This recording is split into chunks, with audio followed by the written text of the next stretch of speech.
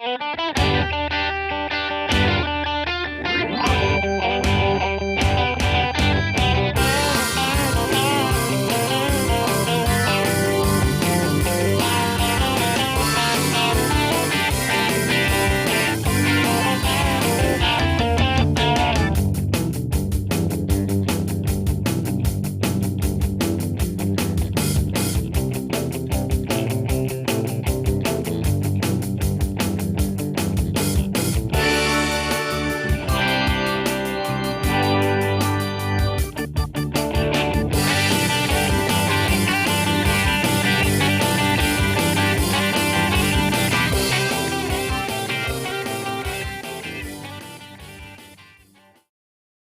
morning, everybody. You're tuned to Computers 2K now on the Nissan Communications Network. I'm Amnon, your host for the next couple of hours, along with Spence. Good morning. Good How are you morning. today? And Nick is here. Hello. Hello. Good morning. Good morning. And Gal is going to join us a little bit later. Our number is 919-518-9773, Computers 2K Voice on Skype. And today's show is made possible by VMix Software, by DudeInIT.com, and is sponsored by Tom Sinclair of Live Streaming Gear. And I just want to say Shana Tova to all our Jewish listeners. Tomorrow evening is the New Year. Oh, Happy New Year. So Happy New Year. Yeah, that's in Hebrew, it's Shana Tova. Good year. I'm not going to try to appropriate your culture. So. Is there anybody knocking on your door? Hold on Nick? a second. We speak American We here. speak on American, the absolutely. We speak American here Yes, on the sir. program. Yes. Yep. Anybody knocking on your door yet, Nick? Hopefully not. So, what's been going on? Okay. DNS, Amnon. DNS. It's all DNS. Absolutely. You had a nice DNS issue this week. You did? You did. Oh. The website. Oh. This was actually very interesting, and Nick, that was a good call there. I mean, a friend of mine spend enough time working on websites. It's always one issue. A friend in Atlanta has a website for his business. That website was hosted on my late brother's server. Web server, yeah. At Liquid Web. He wanted to make changes and he couldn't. So we said, okay, we need to take it out and move it because there was no way to find any of the passwords or anything to it. So somehow a friend of his wife figured out how to get to his local machine and find the password for Hovan.com. And I went ahead and I zipped it up and I put it on my server and gave it the name and all that, and it's not working right. So start looking. Nick looked at it, and Brian looked at it, and Gal looked at it, and everybody's trying to do something, and it's not doing it. It's just not running right. It was very old, from 2013. It's a WordPress. It was never updated since 2013. And was using old PHP. So I updated it on my machine and got a new theme, which I was told should fix it. I said, like Nick said, $50, it's worth it just to see. It didn't do it. So I wrote the company and I said, look, here is the live site. Here is the test site, the new site they were trying to set up, and it just not worked. I got a reply, and the guy was saying, looking at that live site, and it doesn't look like WordPress to me. And it definitely doesn't look like it's using our theme. I said, really? So I figured, well, maybe there are two sites on the server at Liquid Web. So then Nick was looking at it, and I'm doing so, and said, I don't understand why it's not working. And I said, Nick, is there a way to change a character? What I used to do whenever I moved at an HTML site or a PHP site, I would go and I would add a period on the new one or a letter somewhere that only I know what it means. And when I save it, if the cache worked, I would see that change. And I said, is there a way? And Nick said, nah, not with this. But he said, but Amnon, this is not the site. And I said, okay, that's what I'm trying to find out. He said, no, it's not. DNS is, who did this? The Hovan.com went to one site, which was this site that I downloaded, which did not work even on the live one.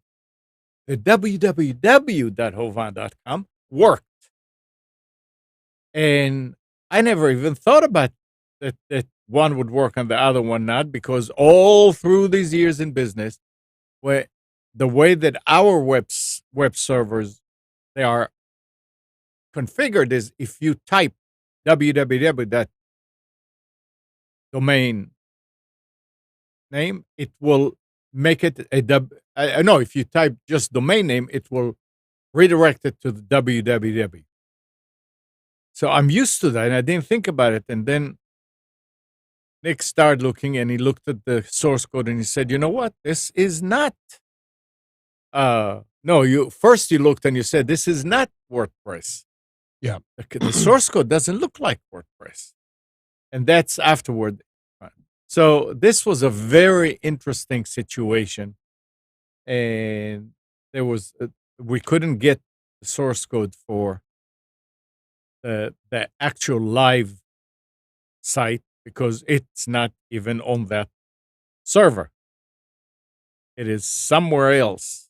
And later on, talking with Johannes, it turns out, he had a first website and he didn't like it, and somebody created a new one for him, and that's what they were using.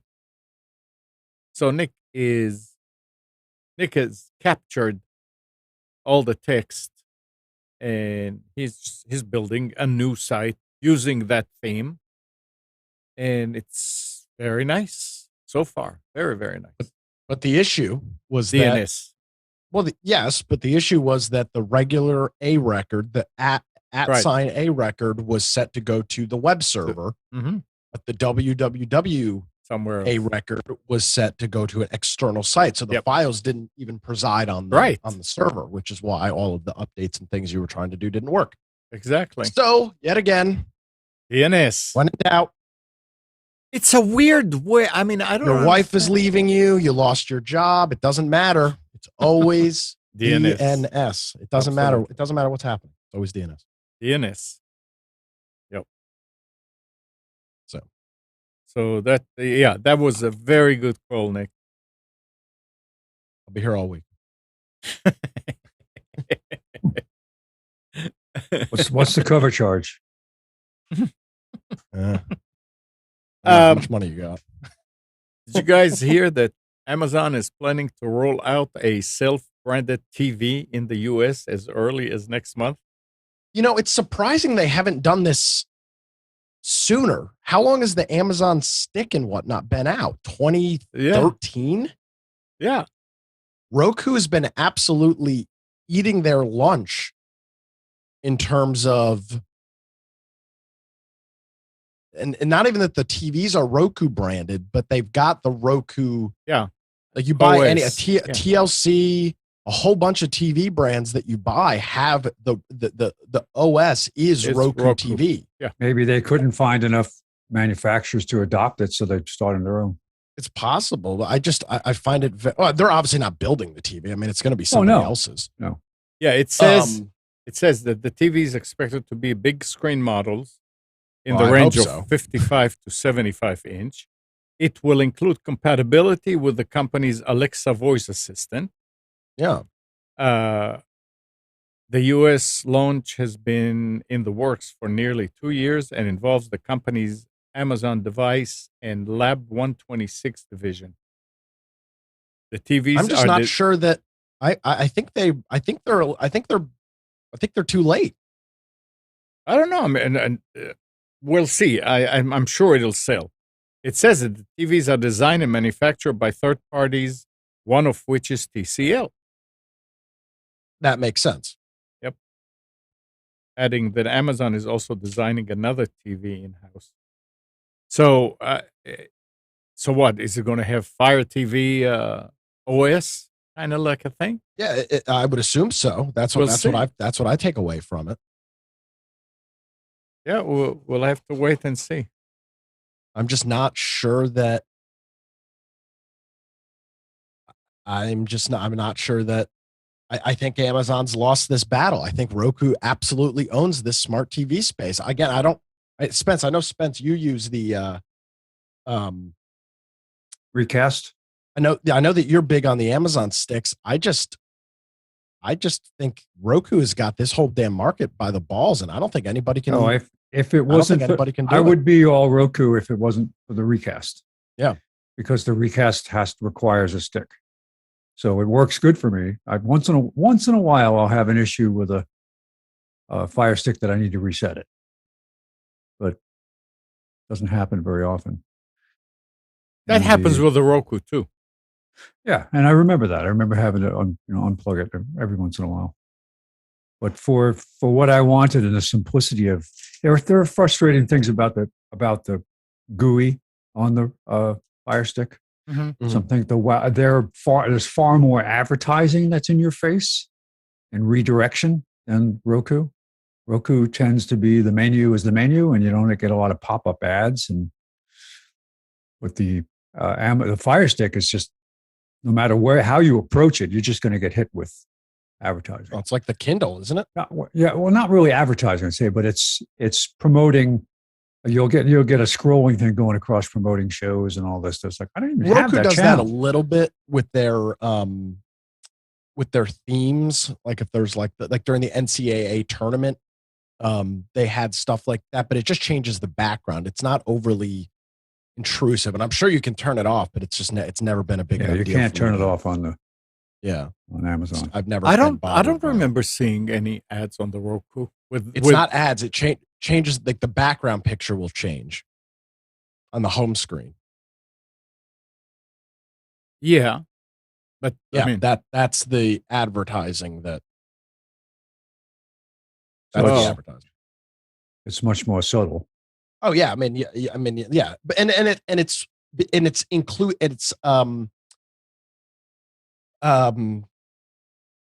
it fits the OS so nicely that you really don't even notice it. If you like it, it's very, very subdued in how subtle. Right? Yeah, very subtle. Thank you. That's the word I was looking for. Very, very subtle in how that works. Oh.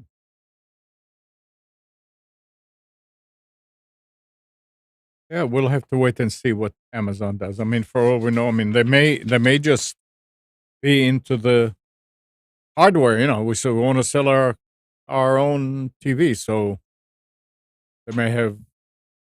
It makes sense that they will have Fire TV, but it may be a Roku TV. Who knows? Yeah, I don't think Amazon's device is. I don't think their device works well enough for them to be able to take over that market. I'm waiting for the first AOL TV to come out, so I can get every month. I'll get a new disc that I can load into the TV to update it. Very convenient.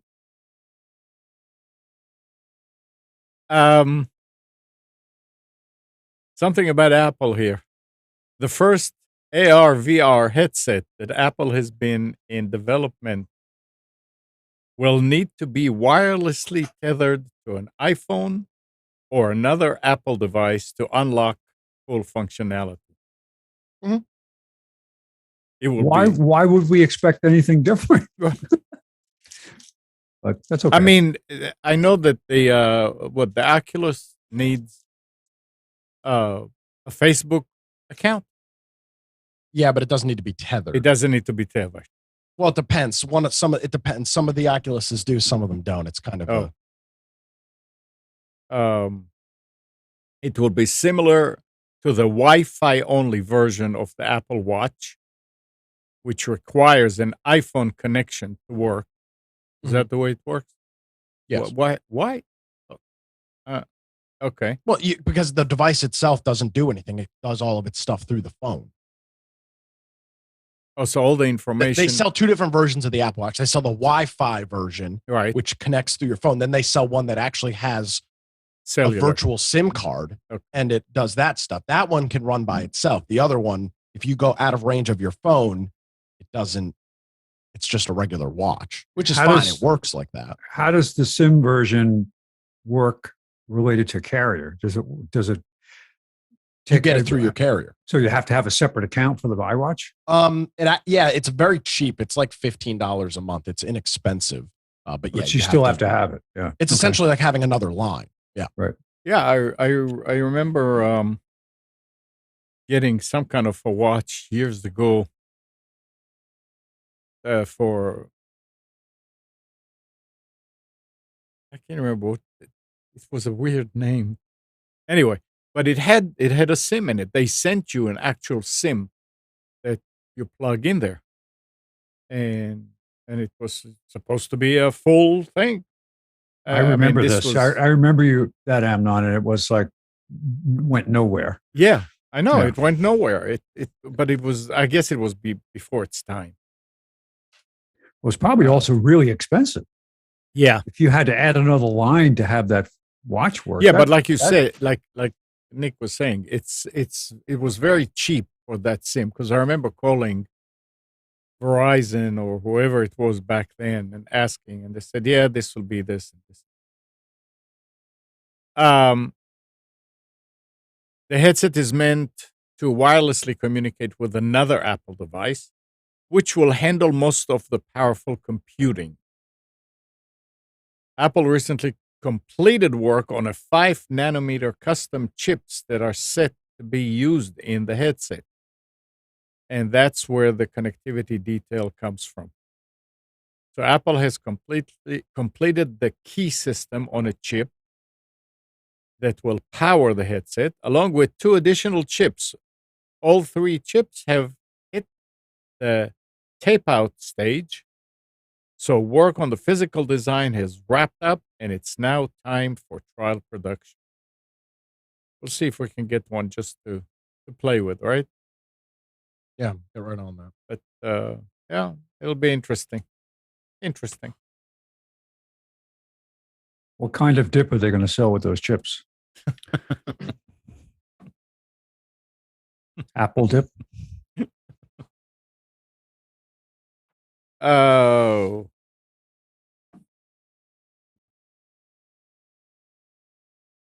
WhatsApp is in trouble in Europe. What's up? Yeah. Well, I mean, WhatsApp. There you go. They didn't fully explain to Europeans how it uses their data as called for by EU privacy laws. The regulator hit the messaging app with a fine of 225 million euros, which is $267 million. What's the matter? Did the EU Commission they need money. Discretionary fund budget run low? Maybe. They needed to repack so they could go on more political junkets? Partly at issues is how WhatsApp share information with parent company Facebook, according to that commission. The decision brings an end to a GDPR inquiry the privacy regulator started in December 2018. WhatsApp said it disagrees with the decision and plans to appeal. We have worked to ensure the information we provide is transparent and comprehensive, and will continue to do so. That's what they say. They caught hell over here when they said that they're going to share it with Facebook. And apparently in Europe, that started back in 2018.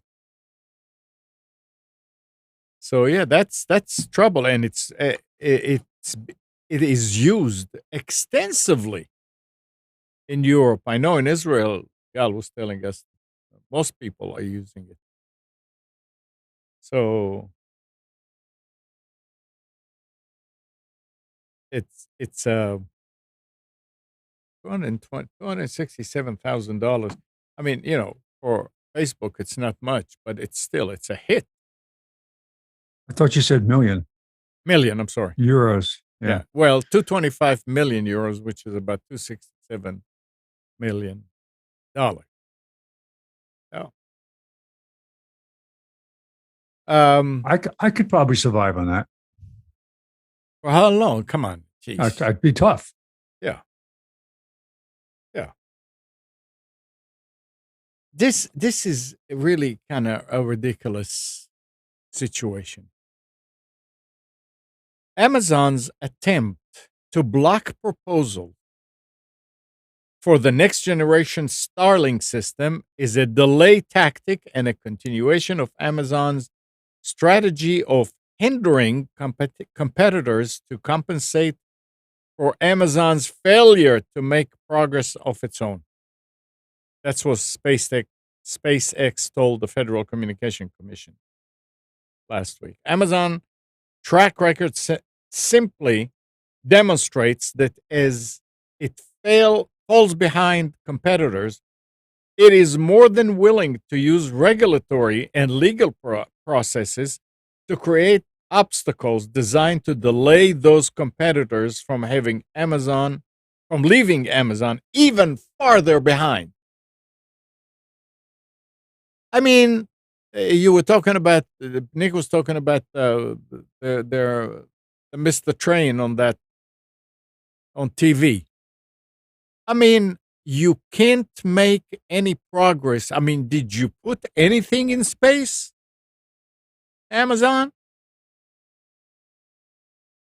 And here is a company that's already providing the service to consumers.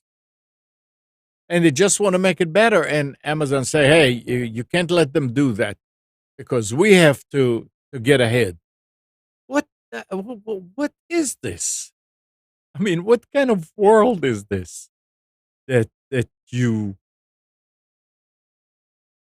don't say, I'm better, here's my product, go with me. No, what you say is, don't let the other ones bring their better product up. That will make us look even worse. It's really ridiculous. Well, you get to the point where you're so big and arrogant. Well, this is arrogant. Arrogant is not a word.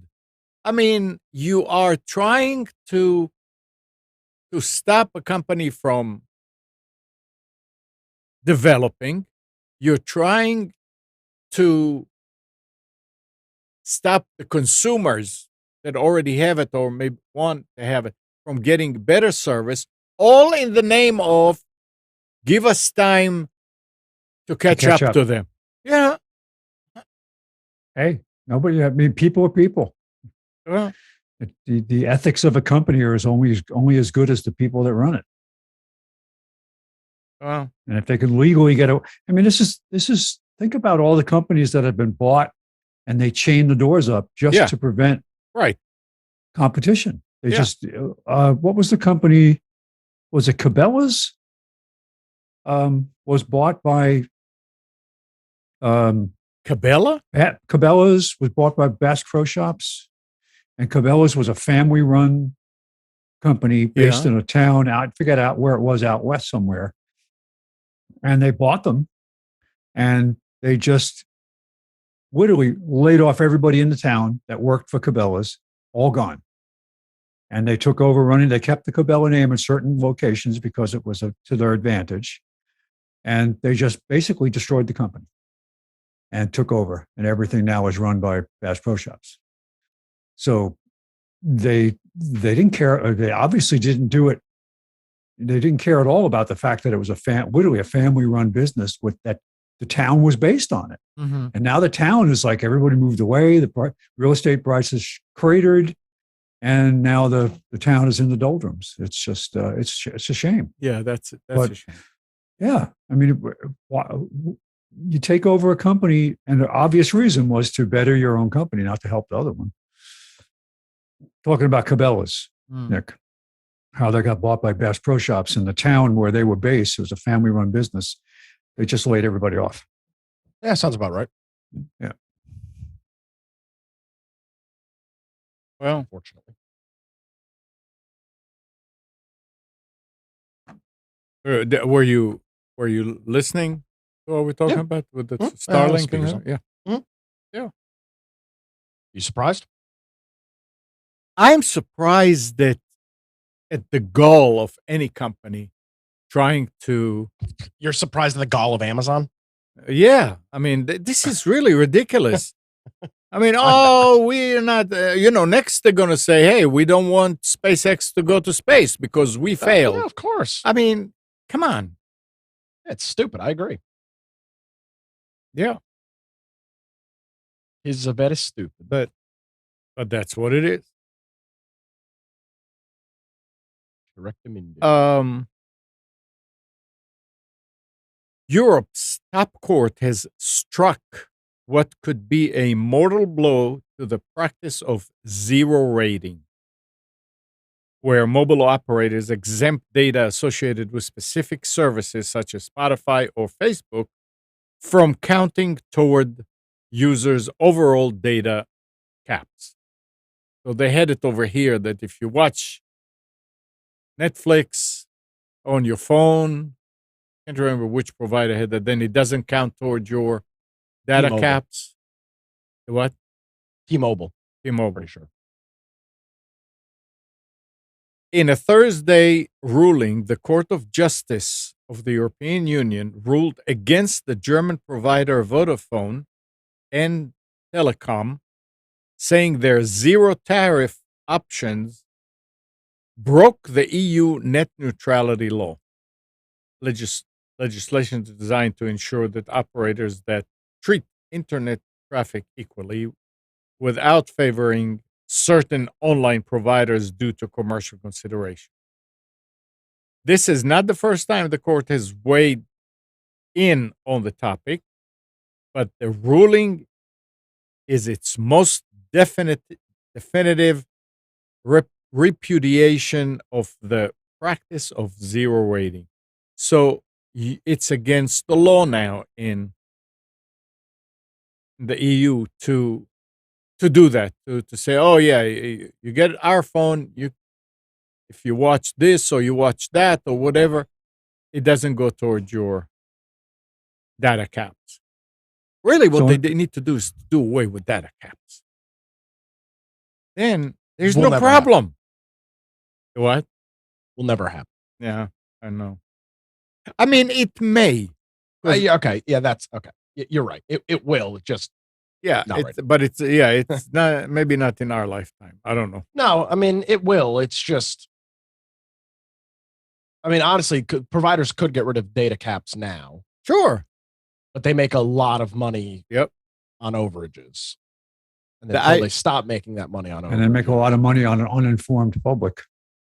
This is also true. I remember I think it was in the 90s when cell phones, became digital, and it was a big thing to talk about. That somebody from back then, Bell South Mobility. There is no reason for anybody to charge for overseas calls like they're charging. With cell phones, it's the same thing, whether you call locally or you call to China.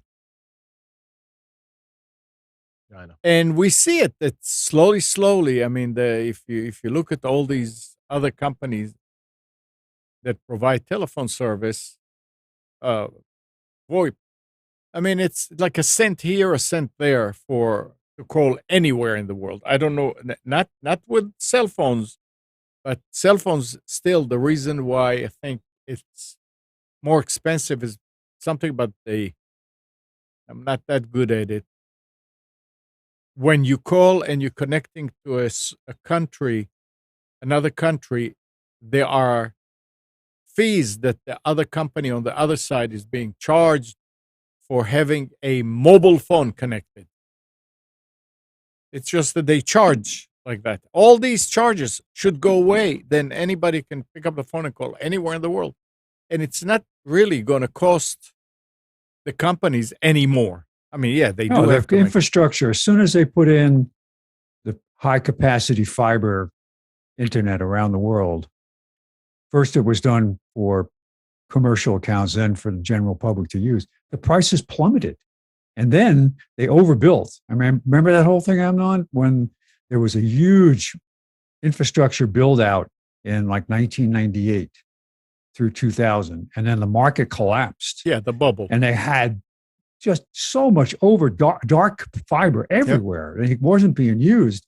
And it took 10 years or more for that stuff to finally get built out and used. And now we have just a glut of available bandwidth and new technology that comes out. You upgrade the endpoints with the same fiber and you have 10 times the capacity. Yeah. So it's like there's no reason why there should be any costs associated with that.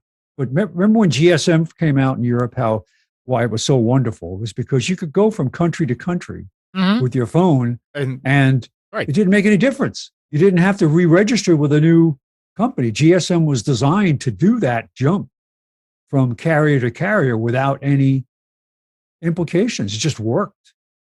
Where if you went to the US, you went to Europe with your US phone, you're out of luck.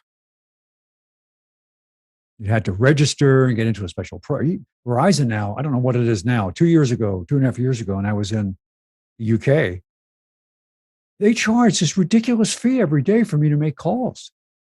And the guy who was with me, my friend from Long Island, he was on T-Mobile, and for him, it was free.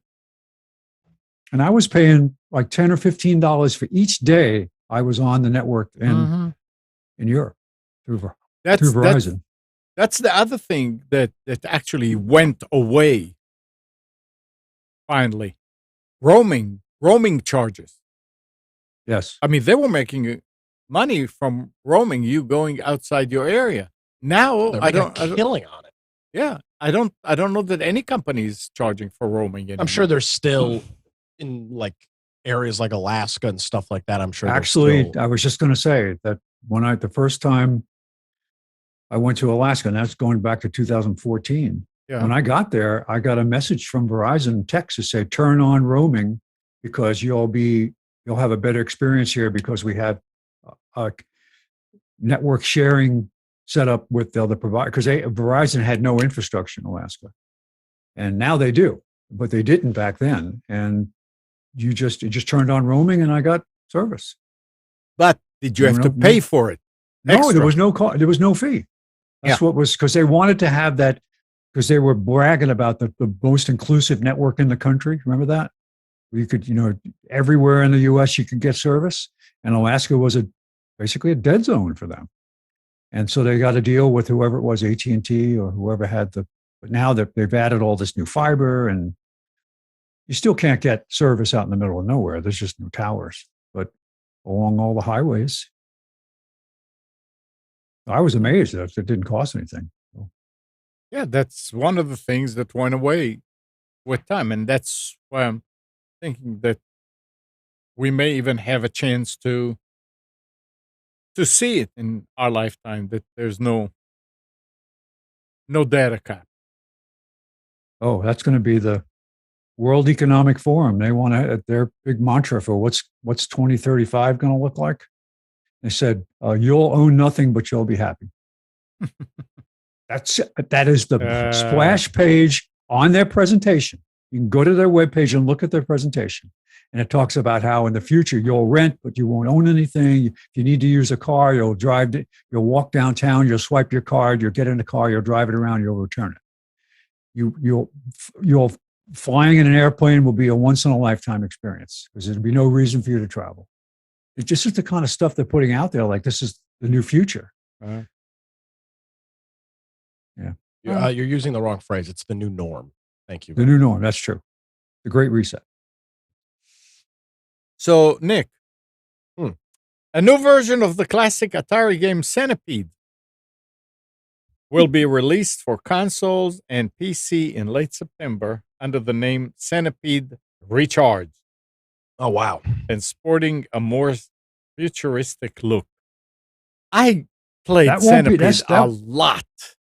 That won't be hard to get a more futuristic look because it was so basic before. I know. Kind of like asteroids. I had a bunch of. Go ahead. I'm sorry. No. I was going to say I had when I was cleaning out a closet, I came across all these old games that I'd gotten years ago that I held on. This is just an example, one box of something I had, but they all run on either Windows 98, Windows XP, or Windows 95, or Windows 95. Or old games, and they're not 3.1 games. No, they're not that old. Yeah. But they were. Oh, actually, one of them was DOS. Yeah, but I was like, I don't have a machine. I thought, well, let me build an XP machine, and I said, nah, it's not really worth it. And then I realized I was going through my closet, and I have a bunch of old laptops in there, and I said, I wonder what's on this one. I drag it out, Windows XP. So I said, let me connect it to the internet. And sure enough, it gets patches from Microsoft. Not a lot, but security patches. So I disconnected from the internet. So now I'm playing Rebel Assault and a bunch of other. I've got Medal of Honor. I've got, what was the other game? I don't remember now. Well, this is great. Grand Theft Auto.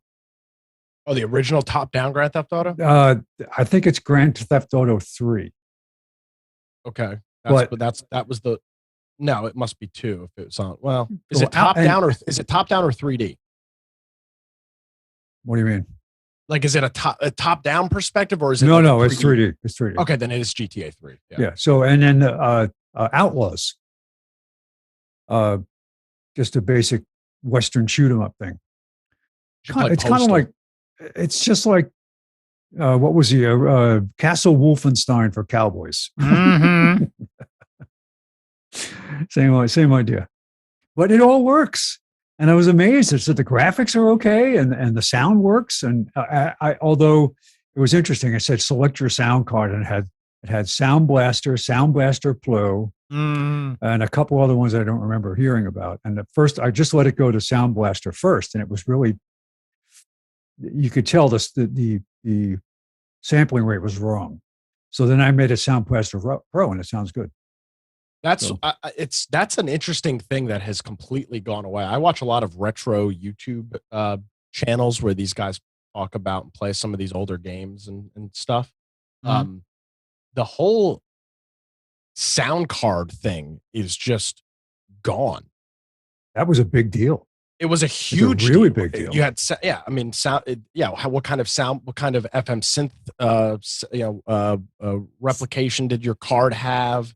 Was it a Sound Blaster replica? There was a lot of, and it's just amazing to me because I've never experienced that, obviously, and it just is a non-issue now. But you go back to some of these 3.1 and DOS games, and there was 16, 24 different potential sound chip, styles that these games had to be prepared and work with. It's just amazing. And then configuring the machine, config.sys and autoexec.bat. If you didn't have it set up right to load the drivers, it didn't work. You had to manually go in and create the configuration to load. It didn't automatically do it. Yeah, it was fun. It's just amazing that sound has just kind of went from this, Sound Blaster. Everything was trying to be a Sound Blaster compatible and things like that. And now it's just, that's it. Any motherboard you buy has got great sound replicate, because none of that stuff is relevant anymore. It's just interesting how that entire market went away. Have you tried to? Amnon, Amnon has. They don't sell sound cards. There are very few I mean, you can PCI buy them, but what for? You know. But there's very few that are made. I know Asus makes one and a couple of others, but the PCI Express sound card market is almost non-existent, as it should be. There's just no reason for it. Oh, all you need is you just need an embedded chipset. It's there. Yeah, and now with USB audio, which obviously was something that was not available back in the day, it's even less of an issue. But that's crazy that market, which was a huge market, you know, you went from the PC speaker doing your bloop, bloop, bloop, bloop, your jumping sounds. That's all you had if you didn't have a Sound Blaster card or whatever. You just PC speaker sounds. I'm trying to think. What was single channel? Yep. And then it was just a single tone. It would modulate based on. What was the other professional sound card? I'm trying to think. NVIDIA makes. No, they make a card? No. They have a chip. They have make a chipset, obviously. But from the days of VidBlaster. I mean, yes. From the days of Sound Blaster, there was another one. It was a weird. I mean, Turtle Beach. Oh yeah, they made they're now in the they're still around. They do gaming headsets and stuff like that. My first headset on my Xbox 360 was a Turtle Beach headset. They still make them. They made good stuff. Sound cards that were, I mean, that professionals were using for actual music writing and all that. It's interesting. Now, with all these games available, China will forbid minors from gaming more than 3 hours most weeks of the year, imposing their strictest control yet over entertainment for youth in a blow to the world's largest mobile gaming arena. I wonder if that means, I didn't get it, if it's 3 hours a day in the week or 3 hours a week. A week. Jeez. Yeah. You know, I mean. Well, this is what communist control looks like. I was going to say, this is why so many people in our country don't criticize China, because they'd love to have the same regulations here for us. But only for us, not for them. But the people that are in charge, they can do whatever they want. It's only for us.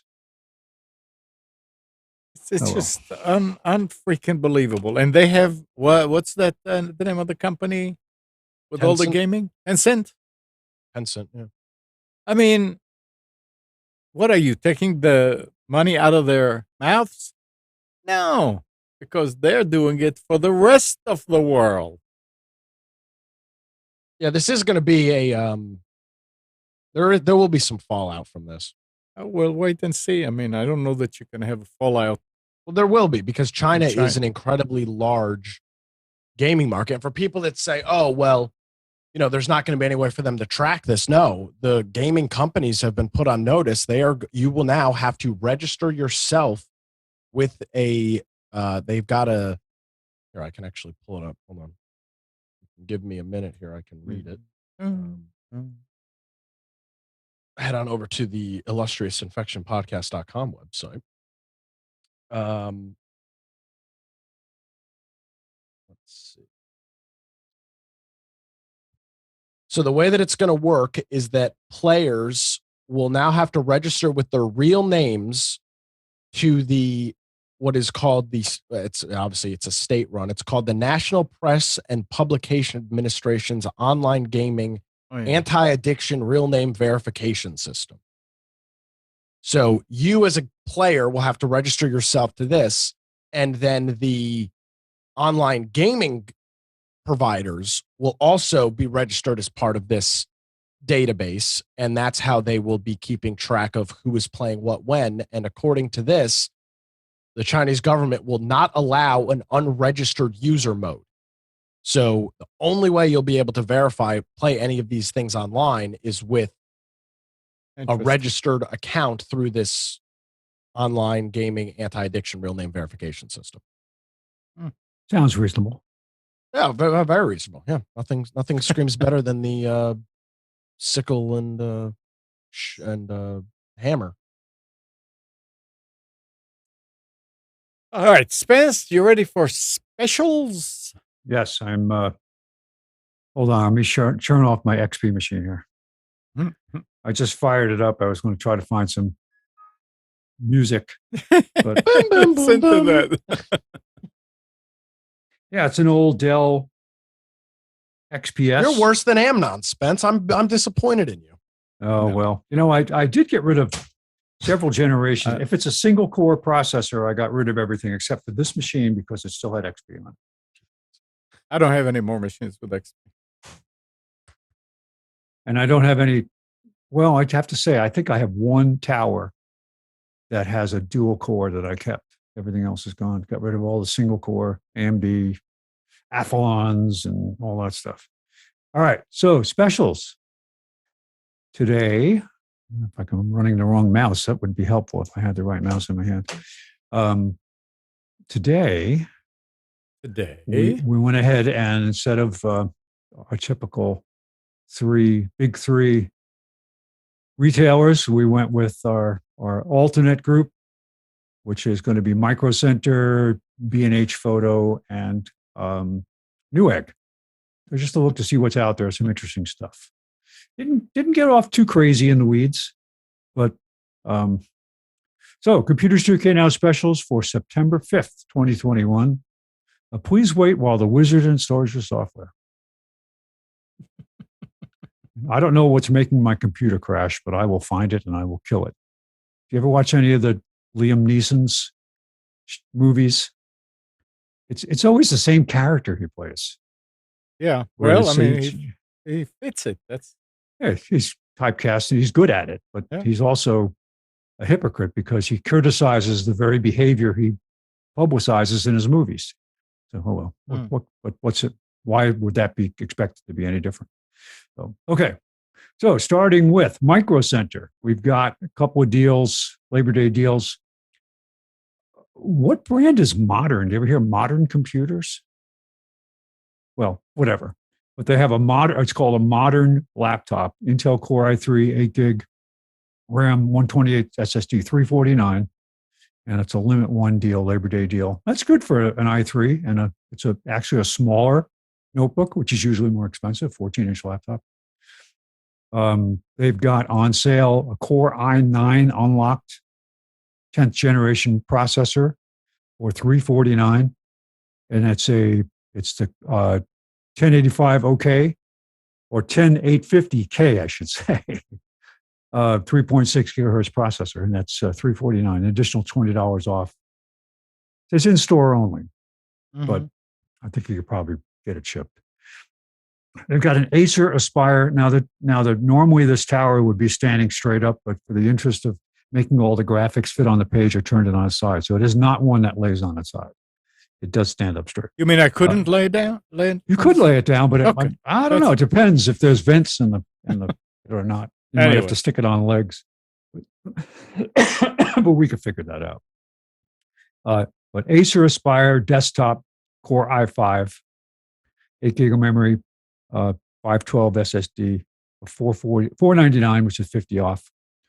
They've got a Lenovo 50.6-inch Core i3, 128 gig solid state drive, 8 gig of memory for $399, which is $130 off.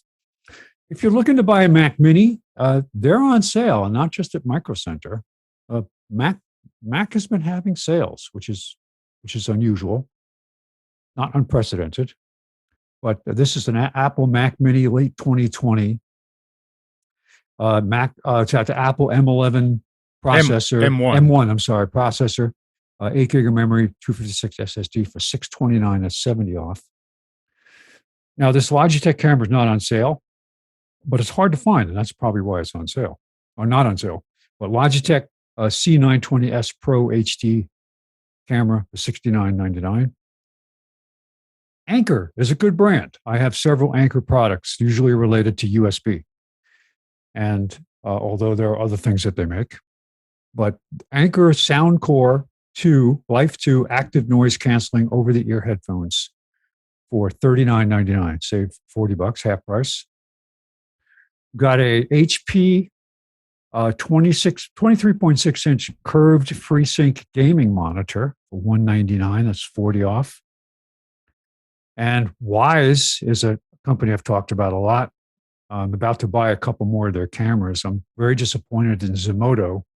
I had set Emily up with a couple of IP Zomoto cameras at her place, and they cannot be reset.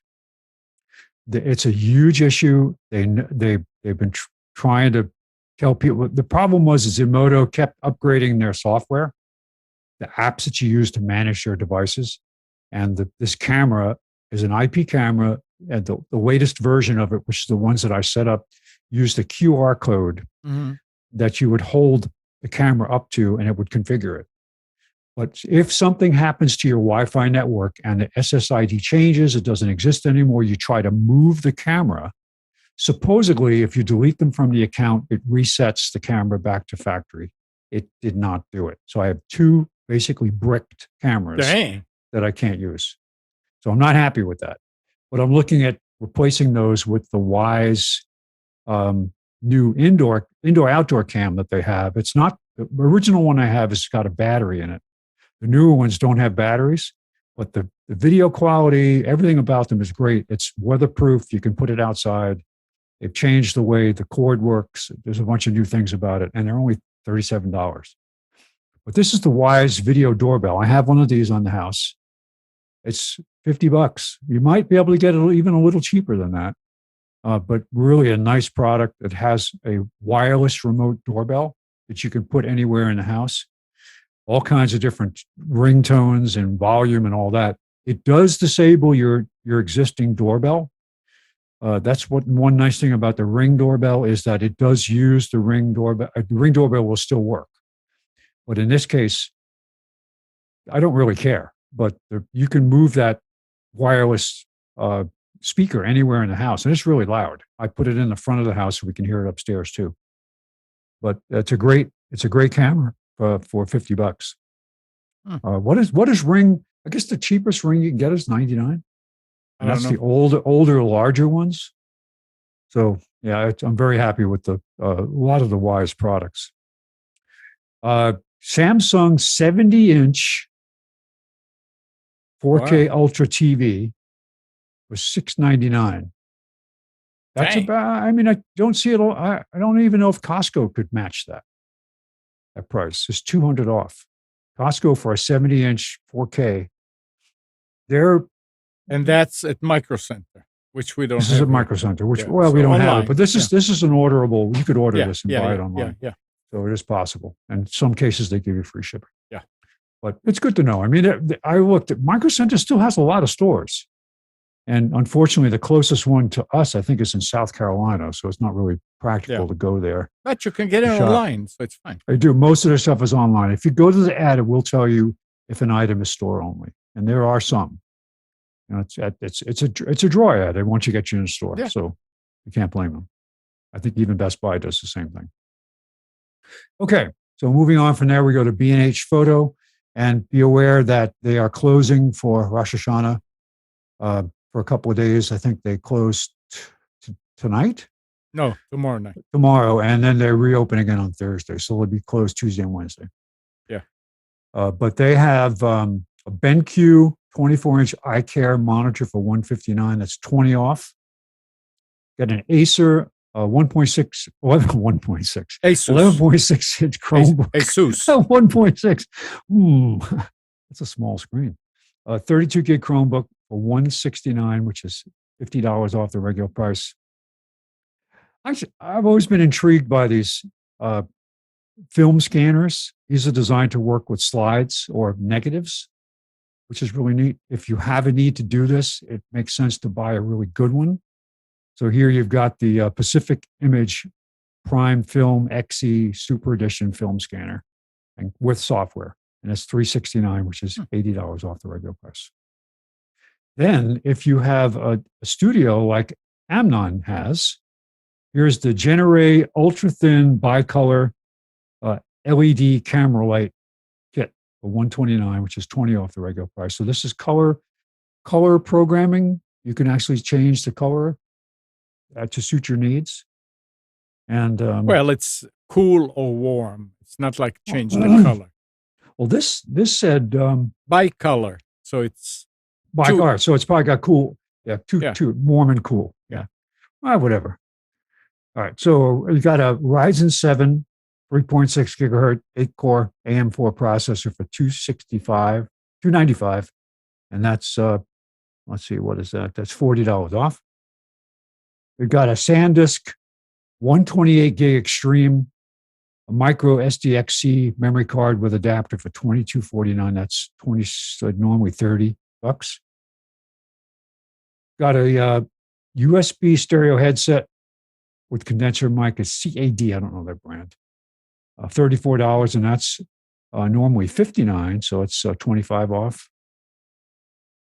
And we've got a DJI OM4 smartphone gimbal. Sometimes you see people walking around with these, and it's not a big deal. If you had a large camera on a gimbal and you're walking around at a zoo or something like that, those people tend to be obnoxious and expect everybody to get out of their way. Like they're, oh, we're here making a movie, so you're going to move.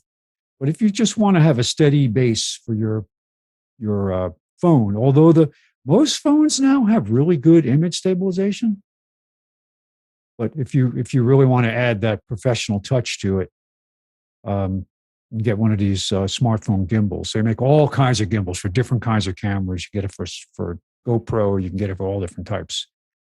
But this is $129, normally $149, and they said you get an extra $39 free item with them, whatever that is. I don't know. And finally, I thought this was fascinating. Compact flash memory. Remember these, Amnon? No. Compact flash was Those are the old big ones. The old big ones, the rectangular. Now, these are important for people who have cameras that don't support SD or SDXC mini cards. I have my old Olympus camera only supports this memory, and the biggest card I have was 2 gig, 128 gig. And now I don't record video with my camera; doesn't do it, so it really not that important. But if you have an older camera that uses this format, you can still get pretty good deals on this. Eventually, this stuff is going to go away. And I have probably 3 or 4 of these cards, but 1 and 2 gig cards that for taking still photos. Now, my camera was only 12 megapixels. It wasn't a big deal. And it, like I said, it doesn't shoot video. But it's $98.99, which is $61 off the regular price. All right, so that's B&H, and finally getting to Newegg. That's a funnel. It's a flower. It's a camera with a flower holder in the top. A vase. To hold it's the a flowers. vase. Yeah. So it makes the dash cam look nice. Yeah, I don't know how that works on the top. Why that's that way? If that attaches to the mirror, whatever. But it's a 360-degree swivel 1080p dash cam. Now, do you have to manually swivel it, or does it actually go around by itself? Maybe if you have an accident, it goes around 360 to take a picture of the scene. But it's an HD video dash cam, $87, which is normally $97, so 10 off.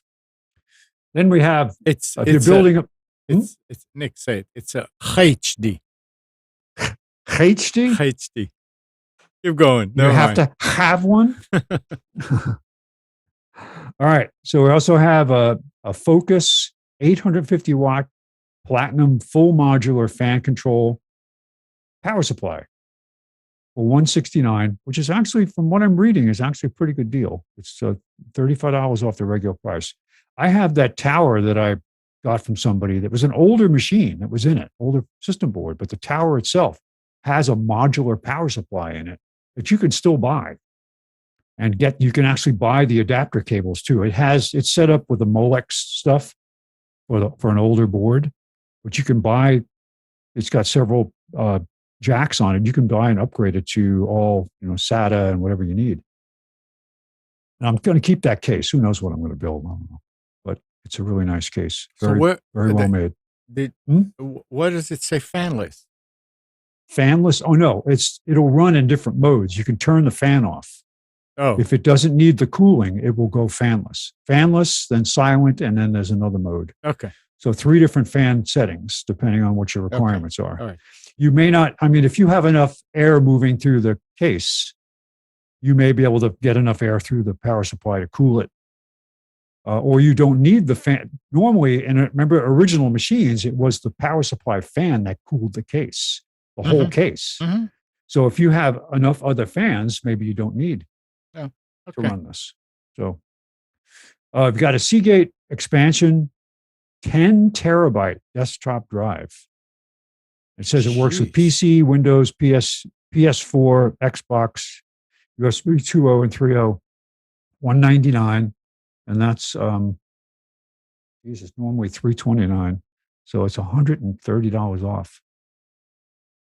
Then we have a Casa Smart Spot outdoor cameras by TP-Link. This is 2 cameras, 2 outdoor cameras for $39.99.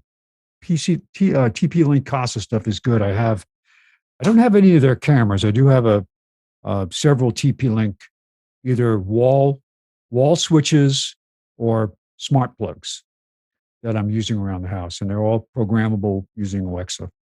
I actually have a couple of different brands. So what I do is I consolidate the programming. I create the scenes and the routines with Alexa, and it interfaces with the TP-Link software. It interfaces with the D-Link software. So you can use all the if this then that programming that Alexa would allow. So, but it's a good price, $39.99. Then we have a MPAL, which is another good company that I have their Bluetooth transmitter receiver that I use on the television when I want to wear my earbuds when I'm listening to TV. And sometimes British accents will make me insane. No matter how loud I turn the TV up, I still can't understand them. So if I have the earbuds in, it really helps. But this is a 3.5 millimeter jack. This is not a USB headset, but it is a MPAL gaming headset with microphone, over-the-ear headphones, 3D surround sound, $23.99, which is normally $45. And we've got an Acer Nitro Gaming Series HD monitor, 1 millisecond, 75 hertz for $149, which is normally $179, so 30 off. And finally, this is for you, Amnon, so you can get around locally without having to, since you don't have the truck back yet. I think you should get at least one of these. The Austere Motor 1500 watt electric bike, 26 inch fat tire, so you can take it to the beach. Be nice. 48 volts, 15 ampere hour removable lithium battery. It's an electric mountain bike, which sounds really cool. It's only $16.99, which is $300 off the regular price. Order a couple of different colors. Yeah, just for different outfits. No, but I mean, that way you'll be able to tell which one is yours. So kind of fun. Yeah. So, and that's it for specials for September 5th, 2021. Well, thank you. You're welcome.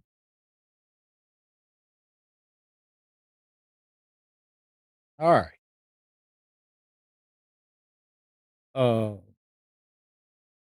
Anything happening? No, nothing. Okay. Let's see what else we have here. So Alan mentioned something in the chat about Locast. So Locast has announced that it is suspending its TV streaming service following a court ruling earlier last week in a lawsuit from ABC, CBS, Fox, and NBC, which jointly sued the nonprofit service shortly after it launched. As a nonprofit, Locast was designed from the very beginning to operate in accordance with the strict letter of the law. But in response to the court recent ruling, with which we respectfully disagree, we are hereby suspending operation effective immediately. That's an email that they sent to their users. Locast was launched in 2019 as an internet-based alternative to over-the-air television. rebroadcasting local, free over-the-air signals over the internet to users in those areas. Unlike Aero, a similar service that was shut down after a lawsuit ruled it was violating copyright by rebroadcasting over-the-air network online, Locast relied on a loophole using its status as a nonprofit to retransmit broadcasts. I don't know much about Locast. I don't subscribe to anything like this. I decided an antenna is the way to go for local. Why? I guess if you're in an apartment, I guess if you're in an office and you want to watch local TVs, that does. I don't see any other real benefits to have such a thing. Why not? Okay, I knew you had something to say about it. Tell me. Well, how the hell you watch? If you have an antenna on your television home, how the hell you watch it on your computer? Okay, good point. Unless you're Okay, so using that's something like another- unless you're using Yeah. something like an HD home run. Yeah. or Okay. using So Plex. yeah. So that's another. But I mean, Same thing with your phone. Unless you're using Plex or an HD home run in which you have a viewer on your device, yeah. if you just have an antenna hooked to your TV, there's no way for you to watch that content on a computer or on a smartphone. True. They knew that from day one that this was going to be, they were going to be shut down. I mean, I'm It's sure not they a- put some money into it. So why would they do it? because they were trying to do a cool service. Years ago, Amnon, do you remember the controversy when a guy in Buffalo, New York, was trying to rebroadcast television? So he set up a transmitter inside Canada and was able to rebroadcast I don't remember. TV stations. And they eventually shut him down, but they had no legal recourse. So I don't know what they did. They probably just harassed him until he stopped doing it. But this is back when people had really poor coverage. So he was it internet rebroad? I don't remember exactly what the case was, but it was a big deal at the time because he was outside the country and they couldn't figure out a way to get him to stop doing it. Kind of like a bootleg radio stations. Do you remember that, Amnon?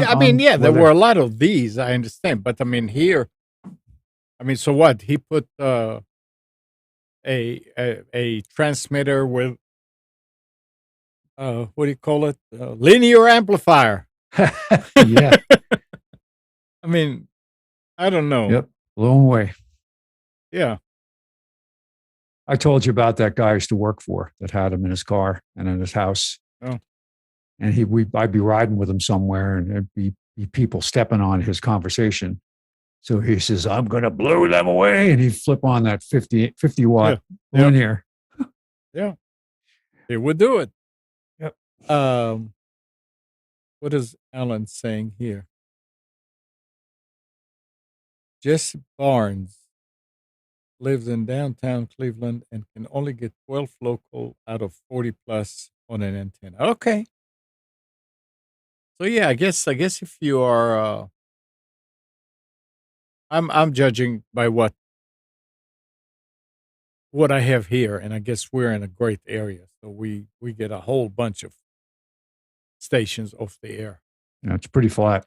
But I'm sure that It's pretty Those flat. And towers we are have also some of the tallest on the WRL and WTV. Yes, I was towers gonna are some say. of the largest on the East Coast. we have the freedom to have the tall towers around us too. Oh. All right. So here's another story, Windows 11. Shortly after announcing Windows 11's October 5th release date, it's going to be being released today. I'm sorry, a month from today.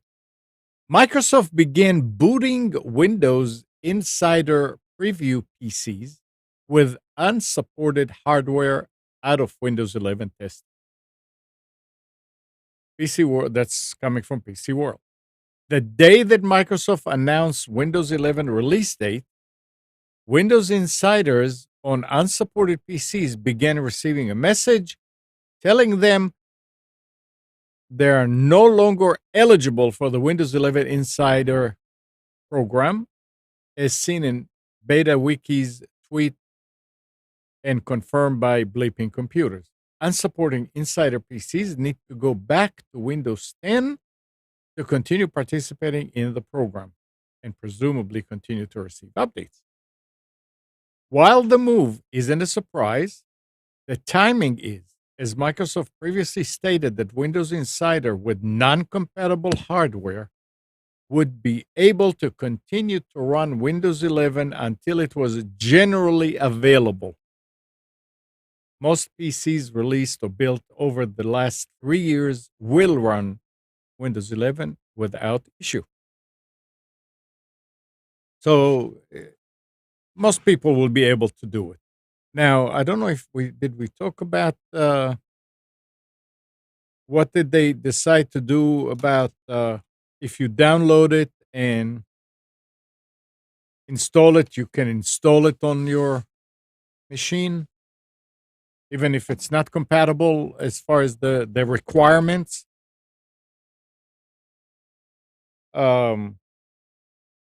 They keep flip-flopping, but I saw contradictory stories today about that. Well, whether so here, they would even allow it on non-supported platforms at all again. Yeah, but they were talking about the fact now they changed their mind about it and said, yeah, but if you do that, you don't get updates. Updates, yeah.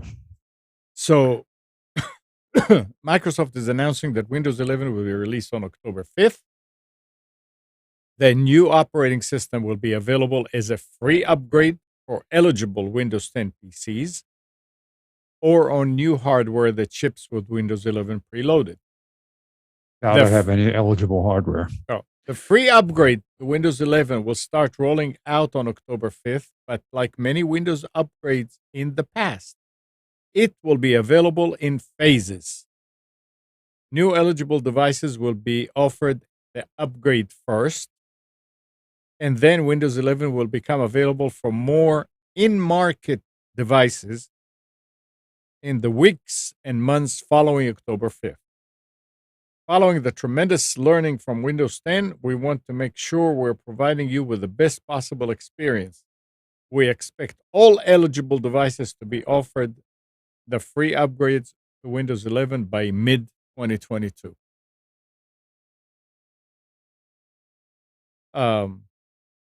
So you can really expect a lot of problems with that. Because if they're going to follow the Windows 10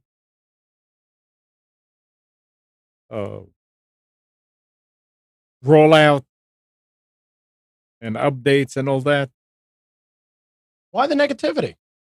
Just come on. Because I'm serious. every time there's an update, I have to go to all the machines and make sure that everything, as far as I can tell, that everything is still working instead of being surprised. I have been running Windows 10 since the early builds of it, whenever it first came out. I have had no problems. I did. And you know like it what? Because you sold a few. Sound. Okay, again, you are in a very right. You are not a normal Windows user. Think about it from a normal Windows user that turns on their computer to browse Facebook and do stuff like that. Right. There are not going to be issues. But Nick, there were problems with printers. There were problems with There's sound. always problems. I'm not arguing with that. But okay, that's what I'm saying. Doom and gloom behind every Windows update is just exhausting. No, not. It's not going to. Windows 10 and Windows 11 is not going to be an issue. It's the same core. It's just a different UI. It's the exact same core as Windows 10. Oh, there's a big issue though, Nick. Right. The big issue is they're going to advertise Teams in the home. Well, that menu. broke it already. Yeah. The beta that or whatever the insider. Yep. They crashed it because of the ad. I mean, that's not a problem. They can fix that. That's not a problem. You know what it's going to be? It's going to be like buying a Kindle, where you can buy either the version that comes with advertising or the one that comes without it. They're going to charge you more for the one without the advertising. It's interesting that they were saying that it will support Android apps on Windows 11. Mhm. But It's not in the test builds yet, but it will support it. right. So they say Windows won't ship support for Android apps on Windows 11 in time for the operating system launch. While Android apps running on Windows 11 is one of the big new features of the OS, Microsoft will only start previewing this feature in the coming months. We look forward to continuing our journey to bring Android apps to Windows 11 and the Microsoft Store through our collaboration with Amazon and Intel.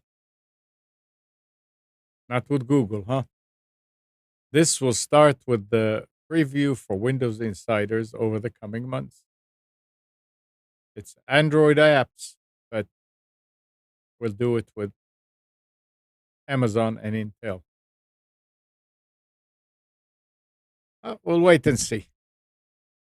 I mean, look, it's hopefully it will get better. I mean, Nick, you're correct. It's all doom and gloom is wrong, and there were a whole lot more problems with previous Windows releases, and as it goes on and advances, there's less and less and less. It's just that we hear about them, and Well, this show is also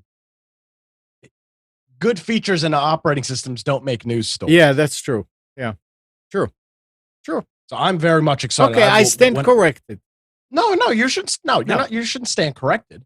But I'm very excited. What October 5th? Yeah, is the date. Yeah. I'll be. Well, I don't know what day of the week. Hopefully, that's not. It's probably a Tuesday. Damn it. I'll be doing it the 12th of October. Then after, or I'll do it. Excuse me. I'll do it October 6th. I'll do it the day after infection. Oh. But again, you and I, Amnon specifically, are very odd. Most people do not have capture cards and multiple cameras and sound devices and all of this stuff for majority of people. And in all honesty, it happened maybe twice. Yeah. I mean, which is pretty amazing because you're using a real hodgepodge of software and hardware. And it's, knock on wood, watch it now, crash and burn. But it's, I'm very excited for they've made some of the UI changes in Windows 11. I'm very excited about. It's the stylization. It's very modern, which I like. I'm very into style. Yeah, obviously. Yes, I am. I'm telling you, I'm a style magnet. Let's see your T-shirt. What are you wearing? Oh, it's just an old Hawaii visiting Honolulu shirt, but it's got very much into style. Yeah, it's got stains on it, so I wear it when I sleep. So last week, media reported how Microsoft Windows 11 wouldn't technically leave millions of PCs behind. The company told the press that it won't actually block you from installing Windows 11 on a PC with an older CPU, so long as you download and manually install an ISO file all by yourself. Mm-hmm. But it turns out even that technicality has a technicality. Microsoft is now threatening to withhold Windows updates. I don't know about threatening. I think the author here uses on to withhold Windows updates from your copy of Windows 11, potentially even security updates if you take that route. We're not sure why the company didn't mention it in the original briefing, but Microsoft has since told The Verge that unsupported PCs won't be entitled to receiving Windows updates, and that even security and driver updates may be withheld. Well, this is all because of them trying to. They will need to support two versions of each thing, the compatible and not compatible, the new CPU, the old CPU, the same driver. Everything has to be duplicated. It's I'm trying to think. This is all about when somebody complains about an issue, this is so that this is their liability is not the right word to use because obviously there's no liability. But Right. if you've got an older piece of hardware or something like that that's not the recommended spec that they do QA with, which they don't do QA anymore. But if it's not that, then your support is going to be non-existent. I'm wondering one thing from Microsoft, official support. And honestly, any issues you have anyway, you're not actually contacting Microsoft, so they don't particularly care or fix your issues anyway. So here is something that I'm wondering, and I know we don't have crystal balls. So speak for yourself. I have one. It just doesn't work. Yeah. You have a computer and it's not. Spence's crystal ball still running Windows 95. So it is. DOS with Windows 3.1. MMX support. Good morning, guy. Hey, go. Hello. I'm wondering about one thing. So I cannot run Windows 11, let's say, and I have a 5-year-old PC. Okay. How long are they going to keep supporting Windows 10? Oh, 10's up to I think 2025 is the end of support.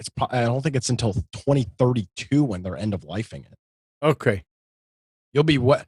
And the whole thing with this is if you're, honestly, so let's say you've got a computer, as you mentioned, it would be older than 5 years. Let's say you've got a 7-year-old computer right now. Yeah. That's pretty old. Right.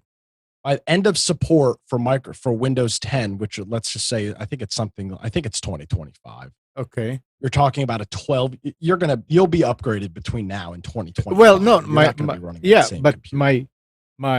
did not read anything about Windows 10 continues because you think, okay, they're coming up with 11, so it's going to be Windows 10 they're not going to work on it as hard. So what does that mean? That after so many years, they make us throw away the computer? I mean, there are people who are by default, you will throw away the computer. Isn't Windows 7 still supported? No. I mean, the Windows 10 Home and Pro is going to be supported until October 14th, 2025.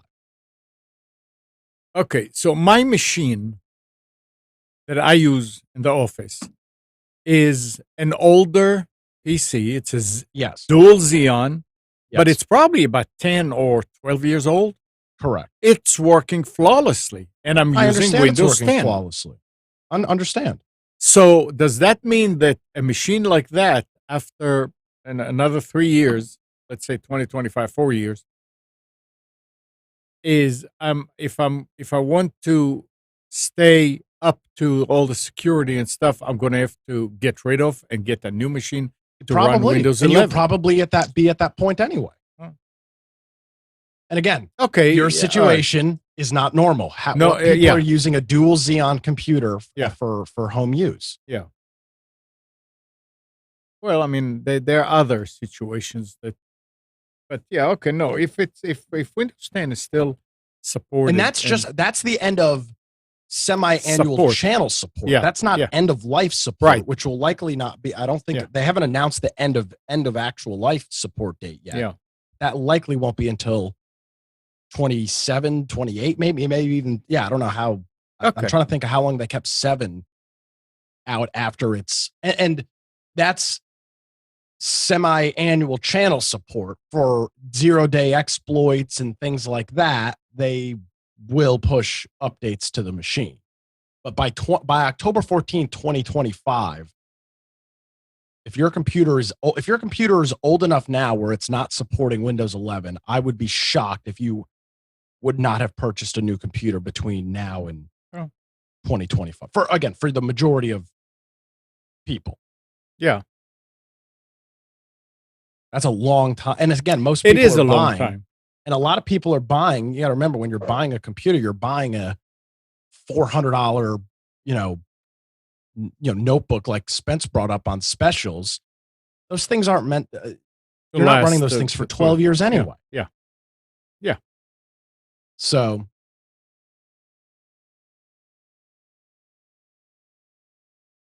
I'm excited. I'm All right. very excited to upgrade to Windows 11.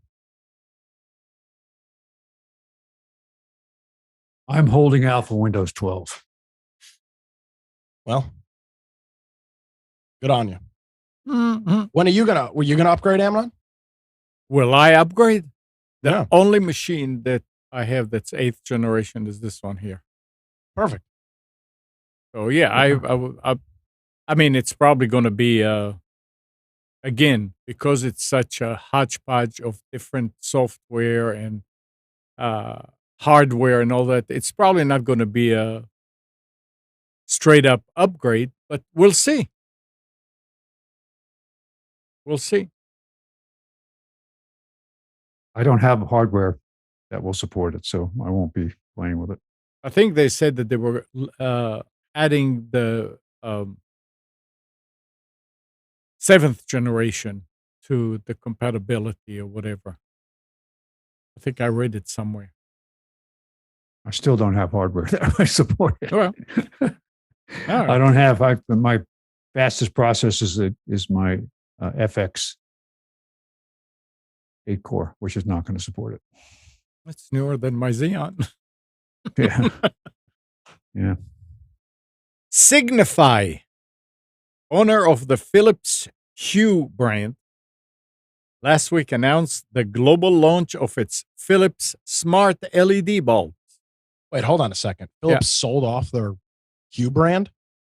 They did not sell it off. The new lineup, I don't. Who the hell is Signify? Maybe they did. Wait a second. Oh yeah, that's right. Okay, here. The new lineup originates from Signify's 2019 acquisition of Wiz and carries the Wiz connected logo on its blue packaging to differentiate it from the Hue product. So I guess Philips bought them. No, it sounds quite the opposite. I heard you was going. Read the title again.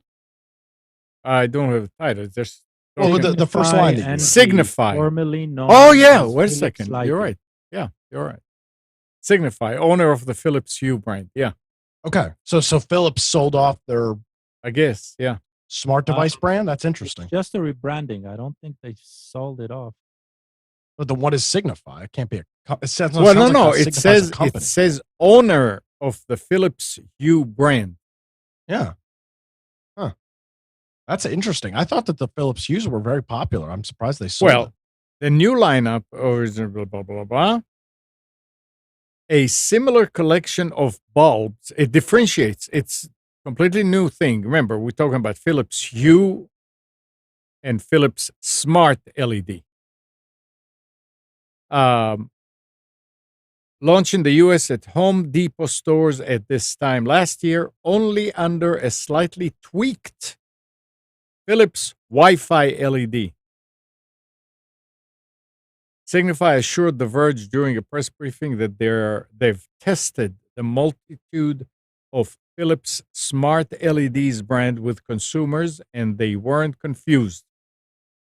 That's good because Zigbee-based Philips Hue Smart LED bulbs and Wi-Fi based Philips Smart LED bulbs are not compatible.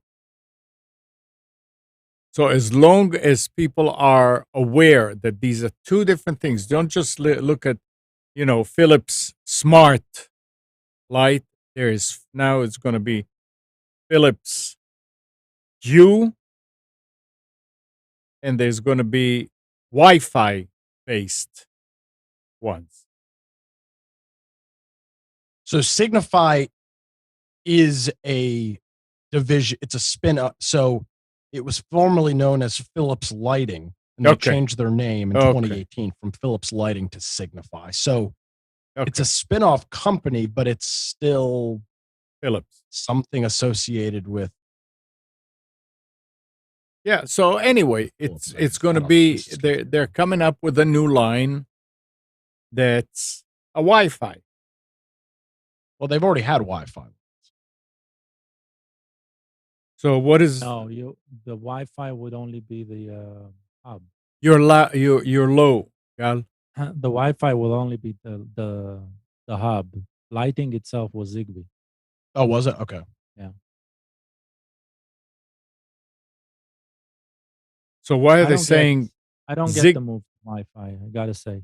It says Zigbee-based Philips Hue smart LED bulbs and Wi-Fi-based Philips smart LED bulbs are not compatible. Of course not. But I still don't get why adopt Wi-Fi in the first place. Oh, Wi-Fi Are there doesn't certain make things countries? simpler. Are there certain countries or areas of the world where the frequencies that Zigbee and Z-Wave use are licensed for something else? No.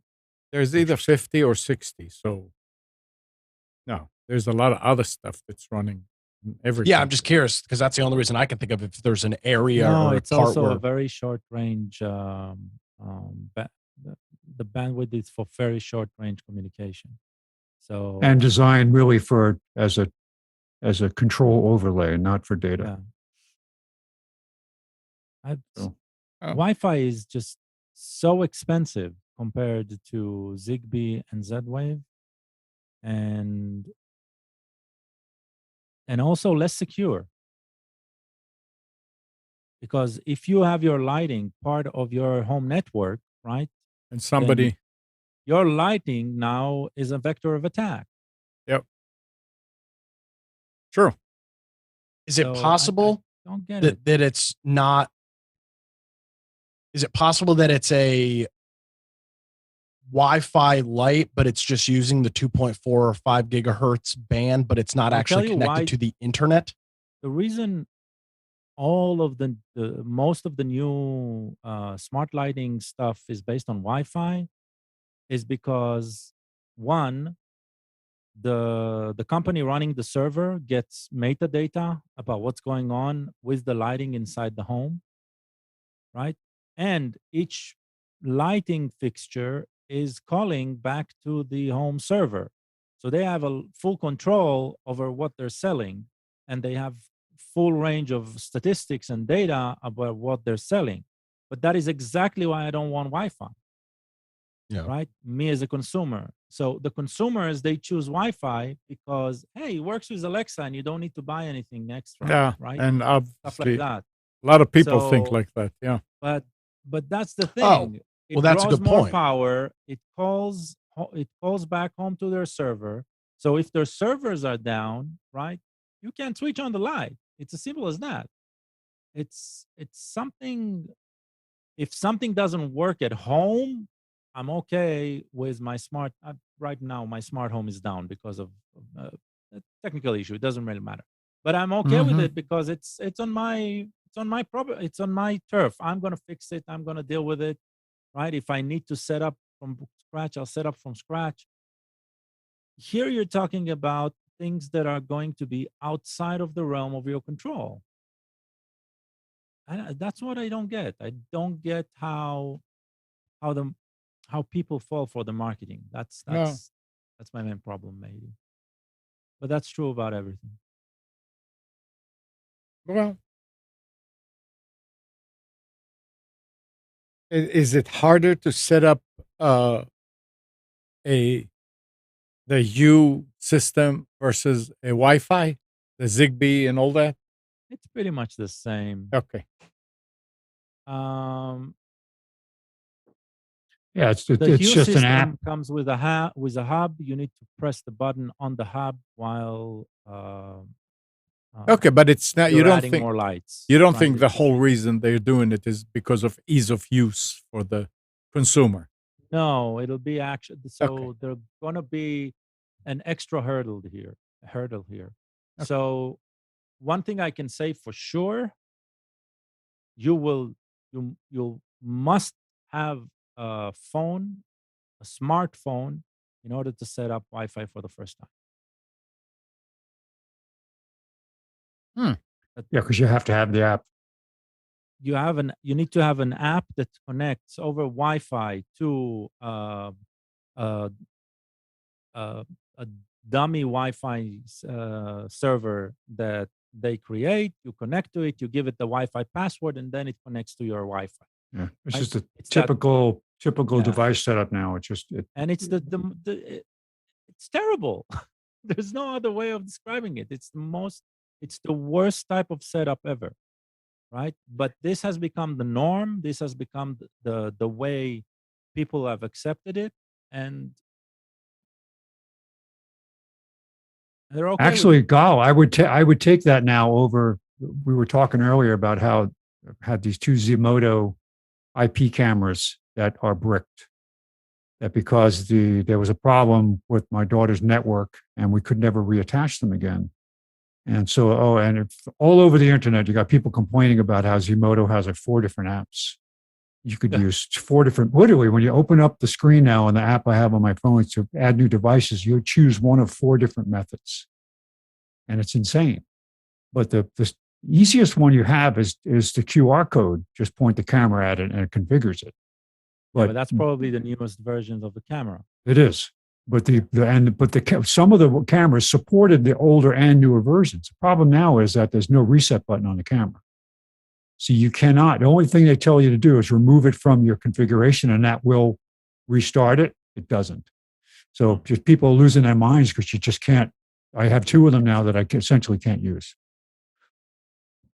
Because if it's a popular brand, there's usually some sort of alternative firmware for it. There's no. The problem is you cannot.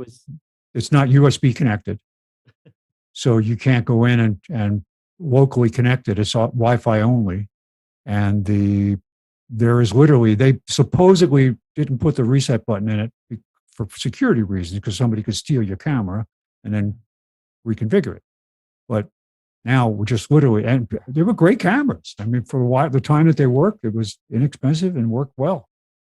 Now it's like, that's it, it's gone. I've searched and searched and searched, and even the people on the forums, when the Zimoto responds, say, well, and then they acknowledge the fact that there's just no way. The only way to get it to be fixed is to send it back to them so they can reship it, and that's not going to happen. Why would you spend the money to do that? So,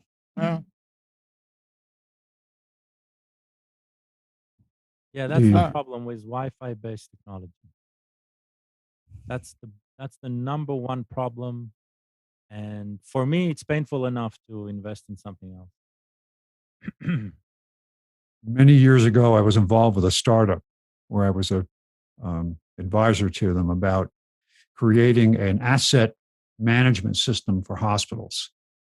And because there are so many different RF sources in a hospital, even Wi-Fi was a challenge just to use it for data. And so they chose to use 900 megahertz because it was a band that was essentially abandoned when they came out with the newer wireless handset phones. They were not using 900 megahertz anymore. So that was basically wide open. And because it's a low frequency, it has greater distance and it had better penetration capability, especially in armored parts of the hospital. But the cool thing was what they came up with was you would replace one wired outlet in each room. And that wired outlet would be a transceiver for 900 megahertz that would talk over the building's AC power infrastructure. And I worked on this and actually I had to do studies of outlets and all kinds of stuff for them. And the company was eventually purchased by another company. I don't know what happened to it. It didn't go anywhere for me. But it was interesting because they right from the beginning said no Wi-Fi because it can be jammed. I mean, and it can be overloaded with traffic when they're looking to say, well, where's the crash cart? We need to find the crash cart. And so the location services were based on 900 megahertz transponders that sat on all their critical devices. It worked great. And we put it in several, what was it? One of the big medical centers out east on 64. What is it? I can't remember the name of it. Put it in there. I mean, I'm thinking now, but we're talking about God. And the first thing that hit me is the lights in the house.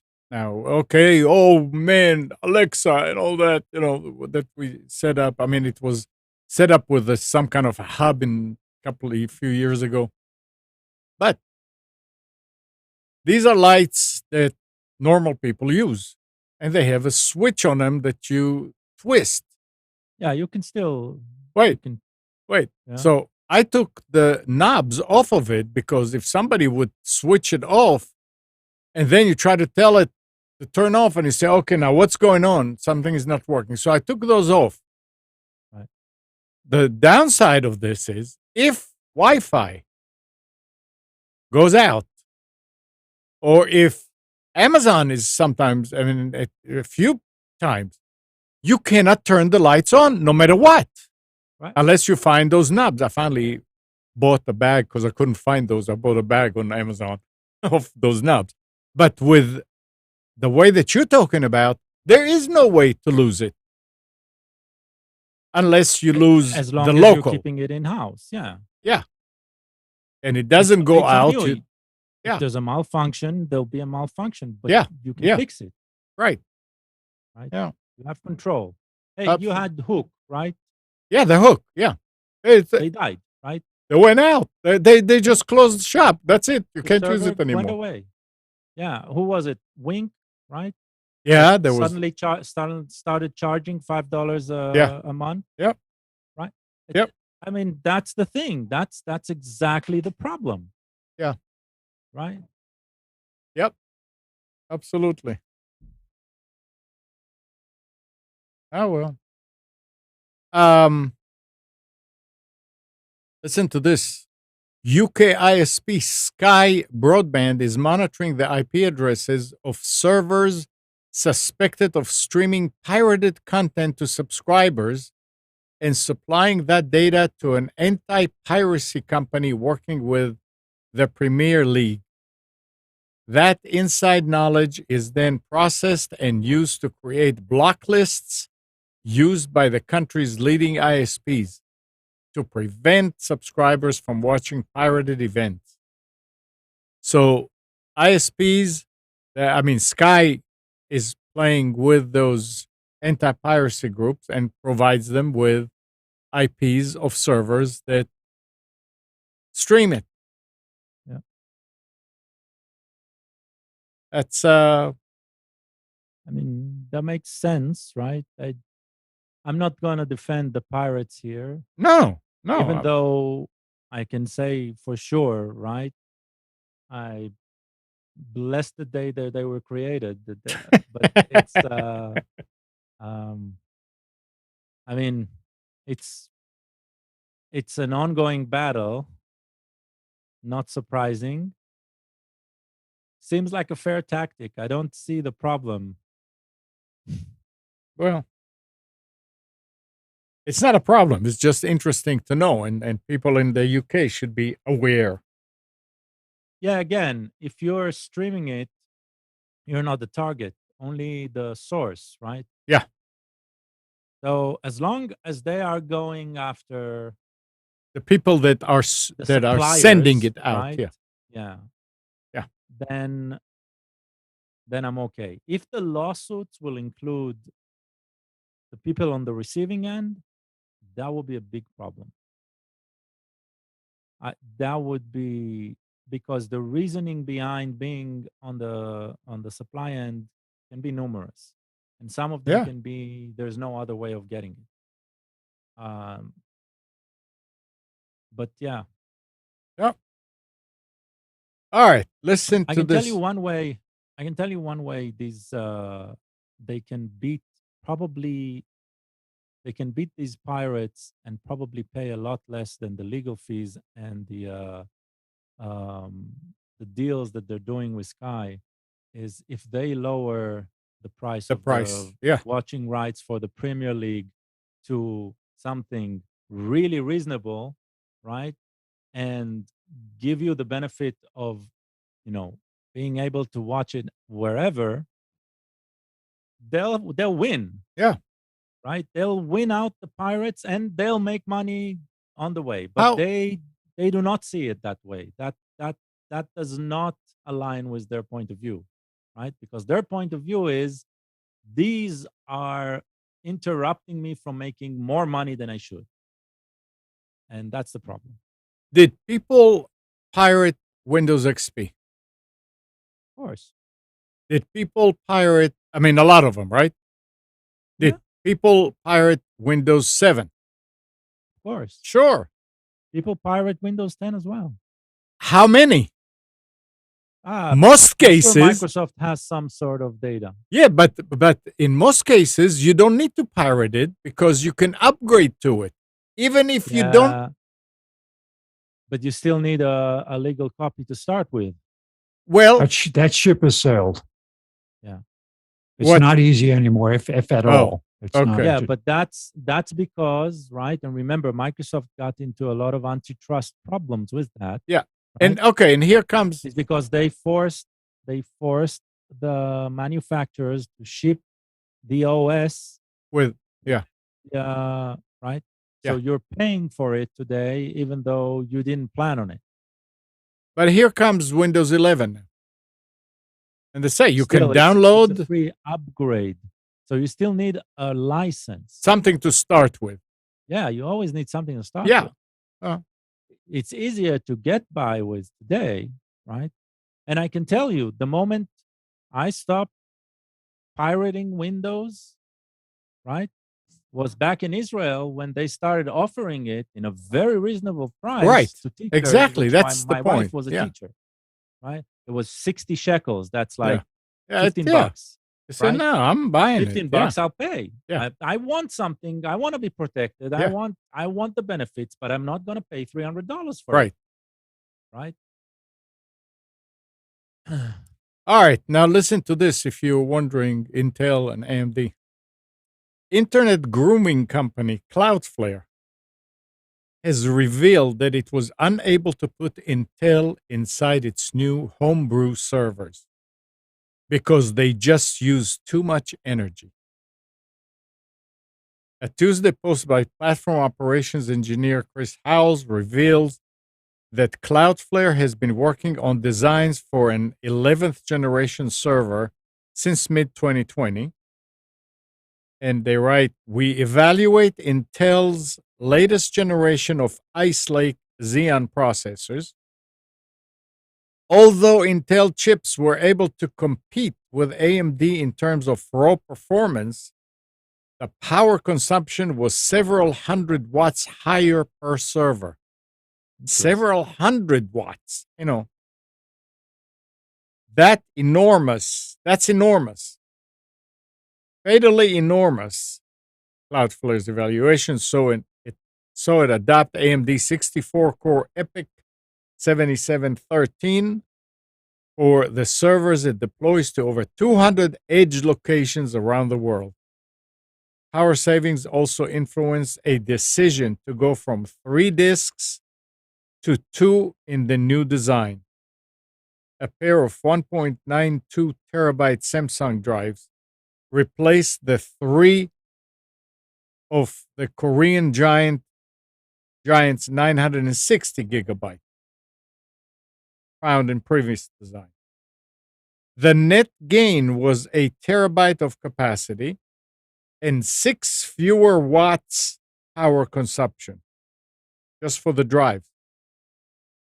Hal's post also revealed that testing produced data showing that equipping its servers with 512 gigabyte of RAM did not produce enough of a performance boost to justify the expense. The company has therefore settled on 384 gig of memory, but did jump from DDR4 2933 to DDR4 3200 as the slightest cost increase delivered a justifiable performance boost. Main thing is AMD is better on power consumption than Intel. What is Intel going to do about it? We'll wait and It see. was always the case, no? I don't know. I mean, I remember AMD, like the one that, which one was it? It was like a heater. Is that the FX or is that prior to the FX, Spence? What? What? What was the question? Which processor of the AMD was the real hot? I mean, using a lot of power. It was getting hot. It was Oh, it was FX. FX. Yeah. In the original versions of it, it just they had to update the heatsink that was shipped with the processor. Nick, Amnon? when did AMD become more power smart than Intel? Which chip? The third generation of Ryzen. Ryzen? Okay. Ryzen so yeah, 3. so it's been like that for a while. Zen 3s. Yeah. The first ones, the Ryzen 1 and 2X were significantly better than the FX, which were garbage chips. But really not till Gen 3 did they, for example, you buy a laptop, most laptops will come with Intel chips because the Intel chips historically have been much better power managers. But lately, with the most recent Ryzen chips, you're starting to see AMD-based laptops, which for a very long period of time just did not exist because it made no sense to put such a power-hungry chip with the TDP draw in a laptop. It just didn't make any sense. Even though they were good performers, you had no battery life. So, Well, I mean, Ryzen's great. I don't know why anybody would. If you're building a new computer today, I don't know why you'd put an Intel chip in it. Here is what Cloudflare is even. I mean, for their main servers, They're moving all their servers to Ryzen, which is a huge loss for Intel. If this trend continues in the enterprise space, Intel is going to be in a serious world of hurt because they sell obviously Apple. lots of. Say it again. They lost Apple. They did lose Apple, but while their consumer chips do generate profit, those Xeons and the server chips that pretty much run the entire internet. I mean, literally everything. If you're on the web internet, you're being served by an Intel chip someplace. somewhere, yeah. Probably almost all of the time. As the server companies like Cloudflare move to, are they moving to Bulldozer or They're moving to an 8th generation Threadripper? To the Epic, I think to the Threadripper. The Epic Threadripper. So if this becomes a trend with other companies, and Cloudflare is a very large company, if this becomes the trend, Intel is going to be in a serious world of pain. They've already lost their consumer base for a large majority of the PC enthusiast market. They've shifted away from Intel. If they lose the enterprise, they're going to be fucked. I mean, For lack of a better term. I'm I mean, wondering. seriously. I'm wondering how is that even possible? Because they haven't done No. How it's even possible that if you take a machine with Intel chip in it and an AMD chip in it, the one with Intel uses 100. What did they say? Hundreds more. More watts. They used several hundred watts higher per server. Yes. With Intel than with AMD. Is that mostly related to cooling? It's both. It's using more. It's got a higher TDP, so it has to cool more if it's drawing more power. Right. But this is because it's because AMD did such a poor job at the FX series.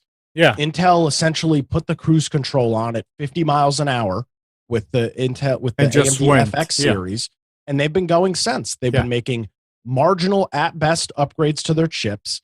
The current 10th or 11th generation, I don't know what they're in right now. It might be 11. Their 11th generation Cabby Lake or whatever the hell it is. They're marginal upgrades. They haven't made their chips smaller. They haven't advanced hyper-threading in any way, shape, or form. Nothing. They're just marginal improvements. And AMD, on the other hand, which it wasn't hard for them to improve because the FX in the late was Athlon, then FX. The later Athlon line sucked. FX was a train wreck.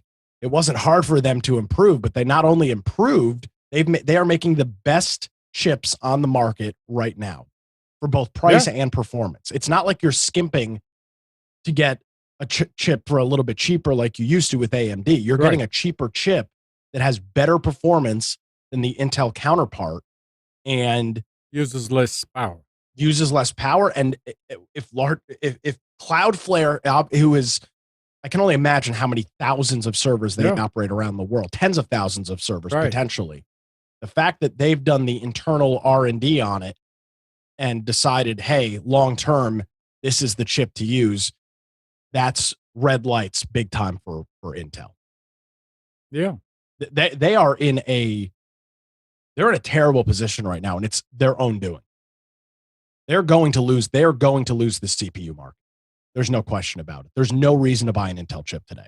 There's no reason. It is the typical scenario is playing out in the order of things related to business. If you miss, anybody goes back to, you're not going to remember this, Nick, but there's somebody called Tom Peters who had this, he was a big proponent of quality and all this back in the 80s. And he had this curve where you showed product introduction, acceptance as the curve went up, got towards the top, complacency, no innovation, and it would drop down. The key was to keep reinventing your curve. And if businesses don't do that, they're gone. And that's what's happening to Intel now. They could wake up and maybe pull it out, or otherwise they'll just be eaten up by somebody else and they'll be gone. And here's a great example of it. I don't know if we talked about it on the show, but Steam is releasing their new handheld device that's equivalent to the Nintendo Switch called the Steam Deck. Yeah, it's a Nintendo Switch, but but it runs their Steam OS, which I think is based on Arch Linux now. That is a Zen 2 AMD APU. They're not. My cat is freaking out. Sorry. This is not an Intel chip. This is an AMD APU, which is unheard of. For both performance and power, this chip is the best thing that they could use on the market. And that's what's going to be powering all of their devices. This is, I don't know what Intel's doing, honest to God. VIA is a big Chinese competitor that makes x86 PPUs just for the Chinese market. So right there, you've got Intel has shut themselves off to the Chinese market. Yeah. Yeah. Well.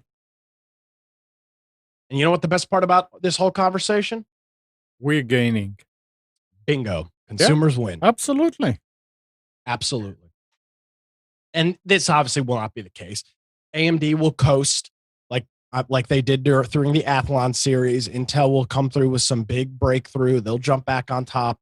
Hopefully, that's what will continue to get our prices lower and lower and better performance. Right.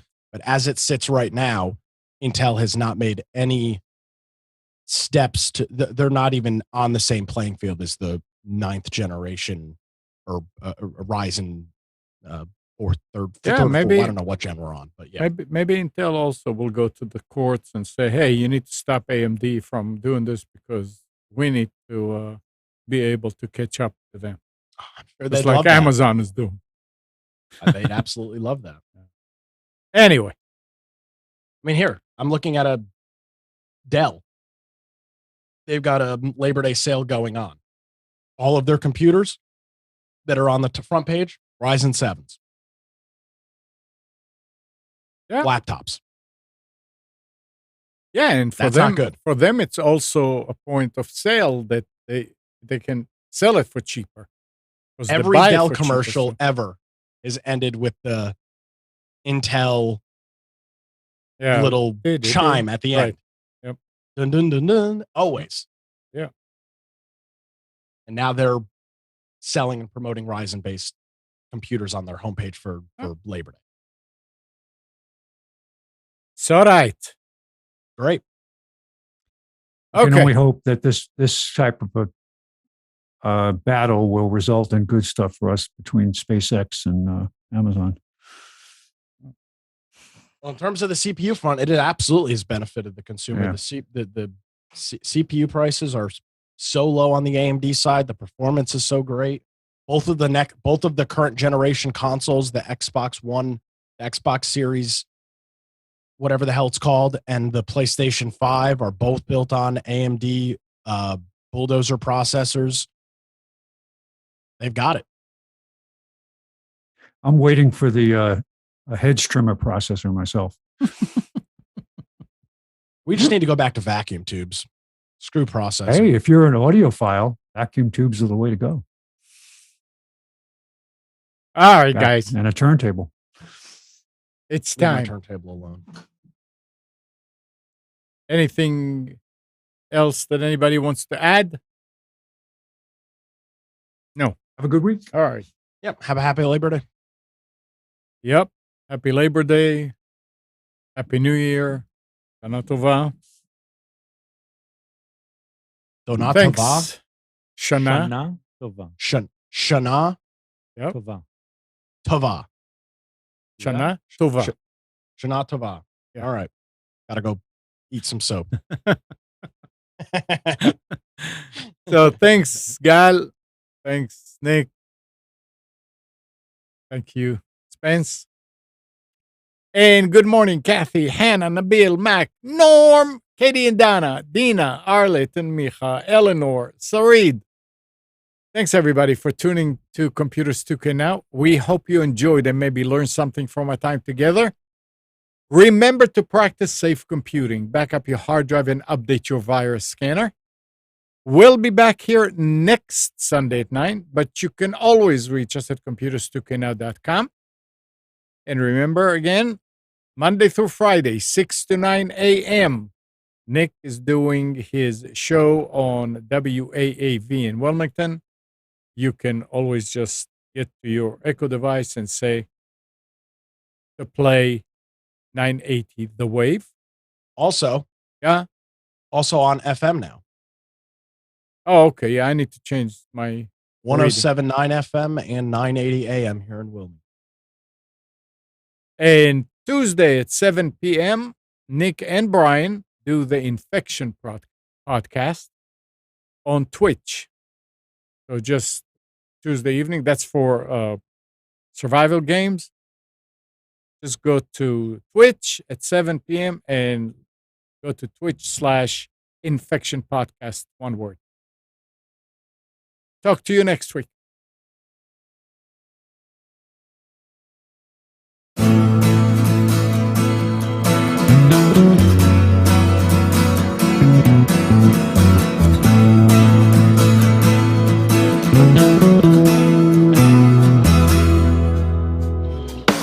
You are tuned to the Nissan Communications Network.